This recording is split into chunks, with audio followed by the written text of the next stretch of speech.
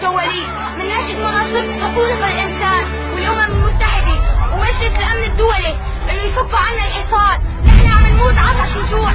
انتوا يا أعراب الخليج ويا حكام السعودية يا قتلة يا فجرة يا كفرة عم تقتلونا بدم بارد. لك شو رح تستفيدوا من تجويعنا ولا تعطيشنا وحرماننا من طفولتنا؟ بس بكره رح نحاسبكم عليها يوم الدين. انتوا اللي خربتوا بيوتنا ومدارسنا، بس نحن رح نضل ندرس حتى